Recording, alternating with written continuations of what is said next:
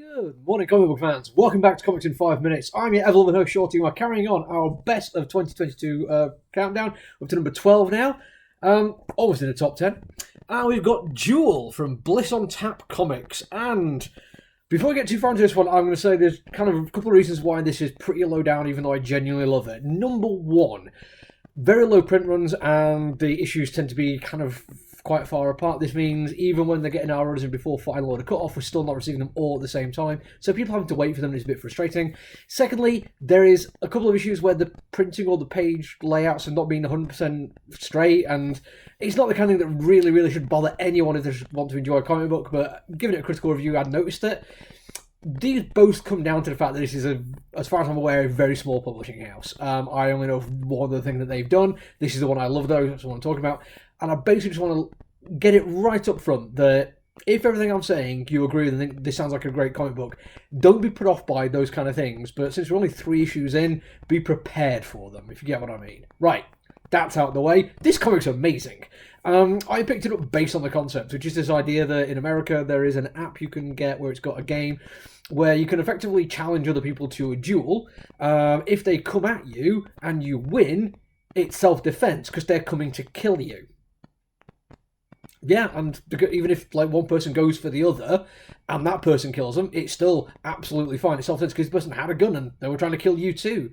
In a country which has very odd self-defense laws, this is a very interesting concept to me, especially when you add the fact that an awful lot of these self-defense laws and the right to shoot first, even in this kind of situation, is quite often against people of colour. The idea of it just being kind of done as an app where the police and the FBI are trying to find ways to suddenly make it illegal. I like the concept of this because it's like, well, how do we make it legal when we're absolutely fine with it happening all the time, literally all the time? But now it's a game, and people who look like law-abiding citizens, to use the parlance, are also dying from it.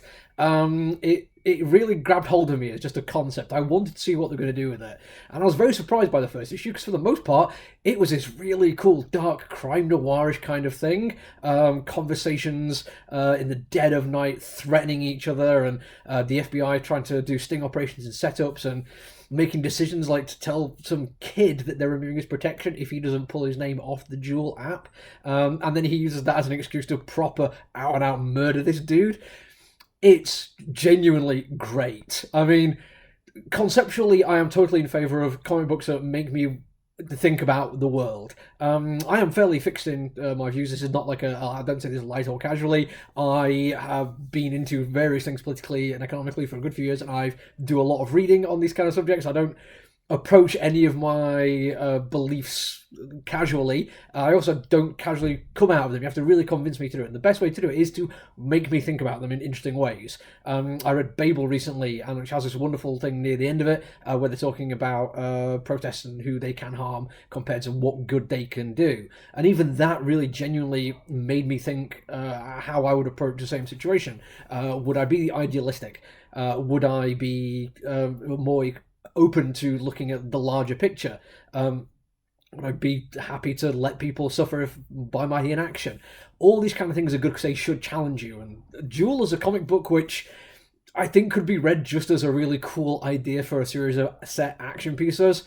Does really make me think, and I love it for that. And the action sequences are fantastic as well. One of them is like a guy breaking into somebody's room in the dead of night, and you don't see that much, but it's very entertainingly done with onomatopoeia for what you don't see, but what you hear and what you experience. You get a lot from the POV of the people involved in it, and it's not only dark and brutal and horrifying, it's funny.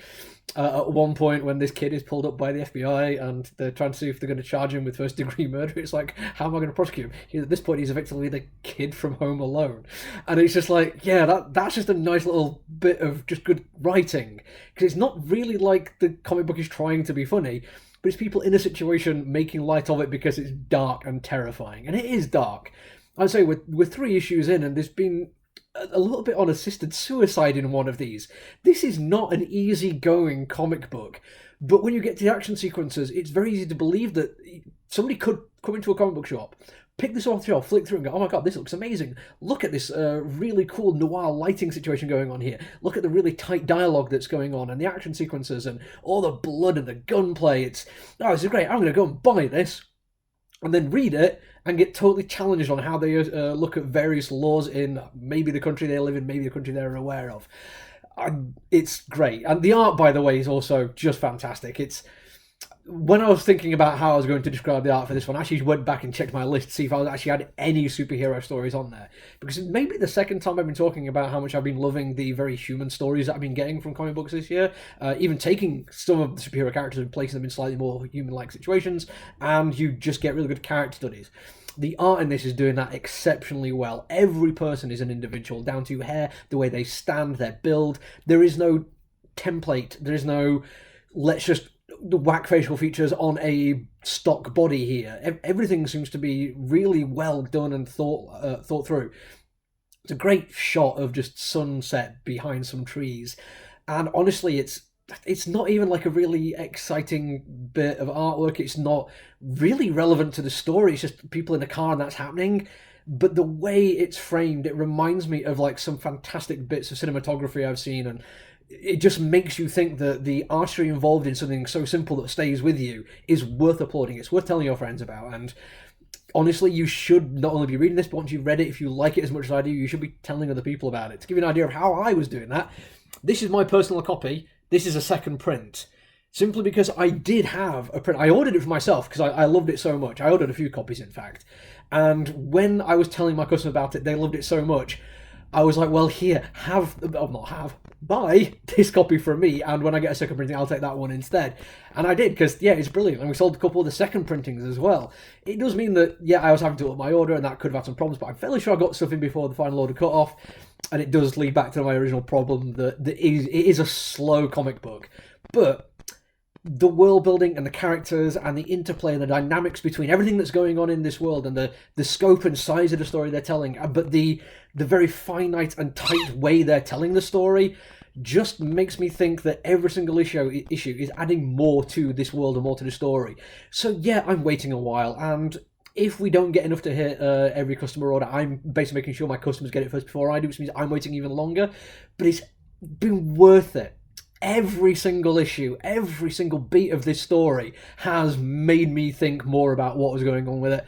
And I've got to say, I love comics for doing that. I love any medium for doing that.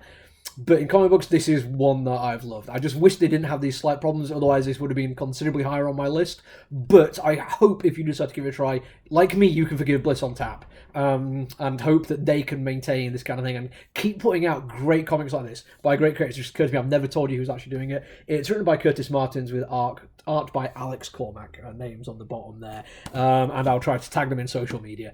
Yeah, check it out. It's great. I'm going to come back and I've got more reviews and then more countdown. The final one, number one of my best of 2022, will be on Christmas Eve. To make sure you don't miss any of them, make sure you hit the like and subscribe buttons on whatever platform you're on. But until I see you again, look after each other, everyone. Stay safe. Bye.